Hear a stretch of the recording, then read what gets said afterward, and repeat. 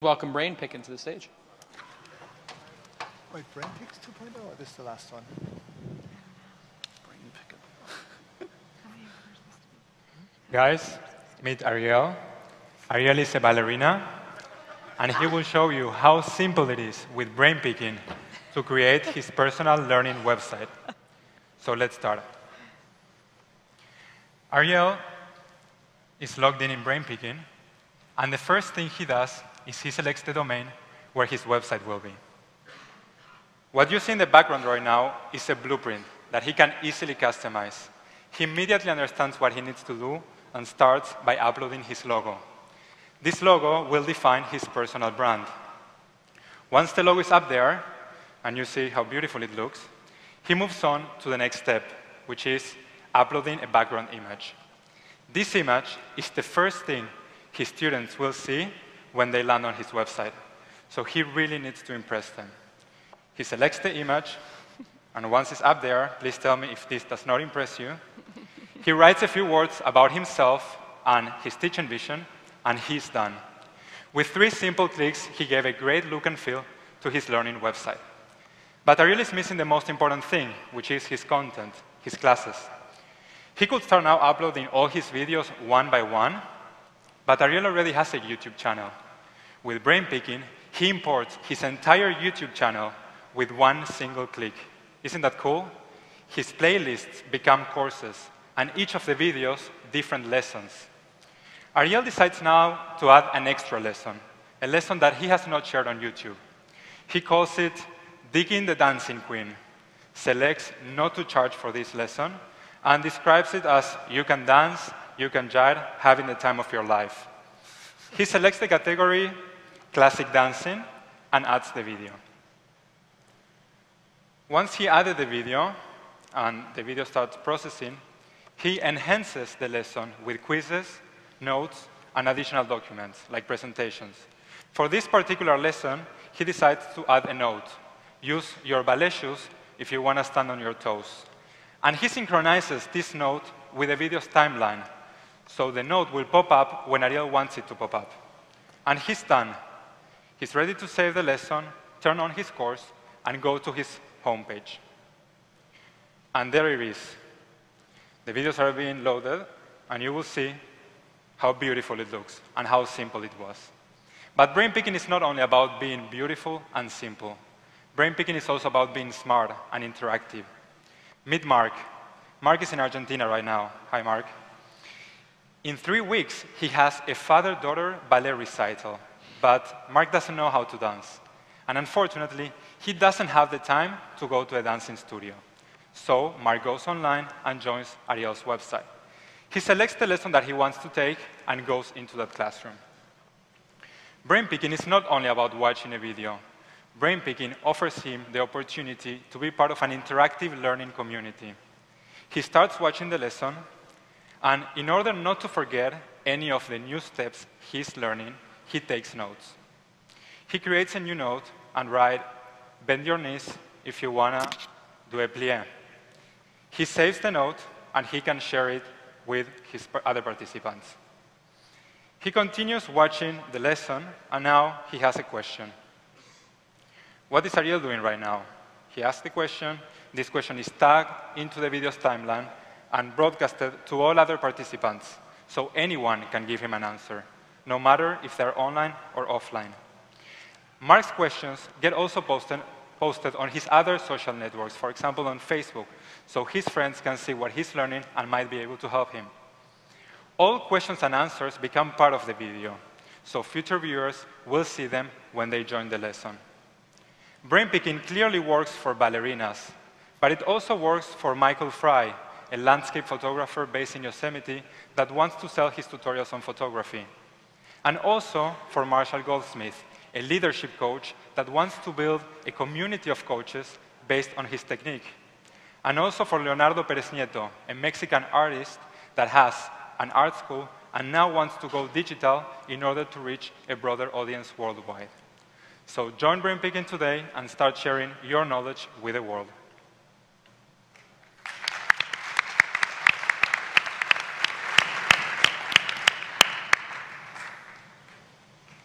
This is a really interesting creation tool.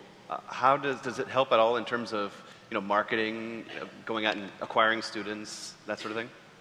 Okay, first, they have their own website, and what we build inside these websites is a community that they can bring all these students, and the marketing tools are, for example, they can customize the SEO because now it's their website. They can organize competitions, for example, with likes. They get discounts in order to make their lectures attractive. They can also do affiliate programs in order to market their website. And when the students, they join the Brainpicking community and they become brain pickers, they have access to all the websites that have been created with Brainpicking. So what we're trying to follow there is the idea of Tumblr, that you are part of a community and you can see different blogs, in this case, different websites, and you can share different courses from the different websites. So we're building a community behind this individual website. So the universe of creators on something like Tumblr is massive, right? In order to get a large enough community to sort of have that kind of scale, you're talking about lots and lots of educators essentially, right? Not everybody is a Marshall Goldsmith, right? Or an Ariel's dance studio. I mean, people don't. There's only a limited number of people that really enjoy dance, that. right? I do, yeah. I'm actually a student of Ariel's. How do you, right? How do you get that scale? I understand the sort of within the system doing that marketing or bringing your own students into the system, but how does it, how do I as a I'm a novice at dancing, so how do I get my coursework off the ground and build an audience? Well, you're asking how are we getting the first lecturers to come and join? I think that's part of it, but yeah, I think it's sort of more the long-term growth. Yeah, okay, right now what we're doing is finding opinion leaders, people who already have knowledge, already have some content online, also small institutes that want to put their own content online, and we contact them directly. We are creating those sites for them. And then we show them, hey, look what we created for you. Look how cool it is. Look at the community that you can create. That's what we're doing right now. Of course, in order to scale, like you said, we will need it to be more organic. So we are also expecting our social network within the communities to start spreading the rumor. We have, of course, it's every time you ask a question, every time you answer a question, it shows up on your other social networks. People can see what you're doing. Maybe they are interested. Maybe they want to go to that course. Maybe they want to create their own website. And that's the idea. Yeah. So first off, I think you built a beautiful product. I know Jay Cal's going to start taking his ballet lessons. Absolutely. I think from you now. We were trying to build something like this for business videos. I think what you're building is a lot like Udemy, which came out of Adeo's program. I think one of the things you need to be careful on is a lot of times what these content creators are looking for is they don't have audience. So they're going to the place where there's already audience, which is YouTube. And so you're now creating a place where they have to reinvent their entire audience. That's tough. That's hard. And I think you've built a really delightful product to start. It looks really neat. I want to try it myself. I'll put a course on there. But you either need to have a product that's so amazing that it's just going to virally start to spread, which I hope that that's the case, or B, you really need to get obsessive about how you're going to drive users there. Otherwise, I think you're going to have a hard time getting folks to put their Brainpickins on Brainpickin. As Ariel said, the first people we're contacting right now is people that already have content, for example, on YouTube. So it's easier for them to bring them to their new website and then manage their community so they can enhance the learning experience, not just the video.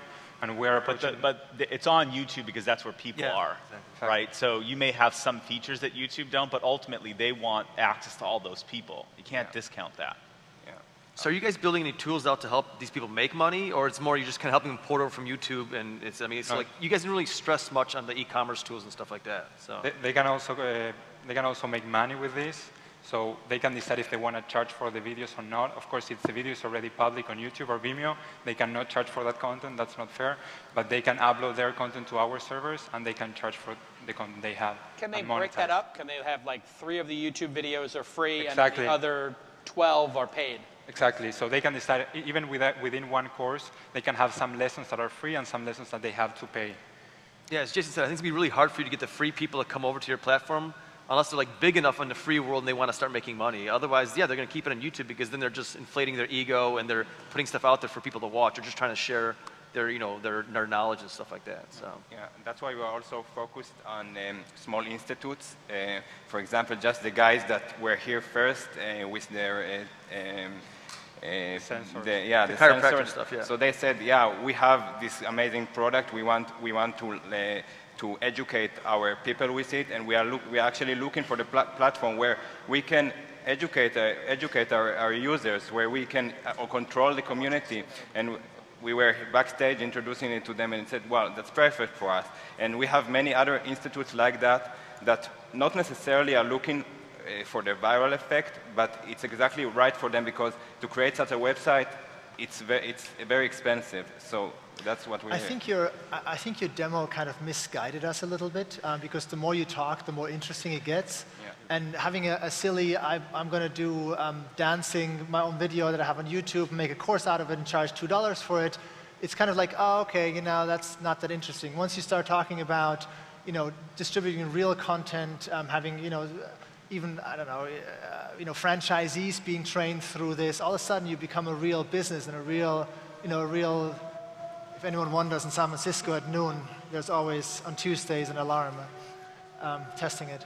I set my watch usually.